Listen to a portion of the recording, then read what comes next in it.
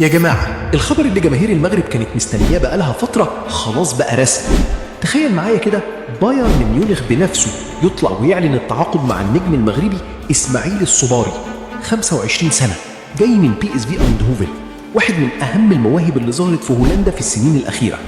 اللي مؤكد إن أول ما مشوار المغرب ينتهي في كأس العالم 2026 الصباري هيشد الرحال على طول إلى ميونخ علشان يبدأ فصل جديد مع العملاق البافاري.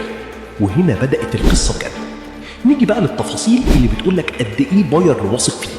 العقد ممتد لحد 30 يونيو 2031. مش موسم ولا اتنين، ده مشروع طويل المدى. يعني النادي شايف فيه لاعب يقدر يبني عليه سنين قدام. والأهم من كل ده الصباري هيظهر بقميص رقم 34، رقم جديد، بداية جديدة، وتحدي كبير وسط كوكبة نجوم واحد من أعظم أندية العالم. تخيل الضغط وتخيل الفرصة. من ملاعب هولندا إلى أليانز أرينا، من موهبة واعدة إلى اختبار على أعلى مستوى.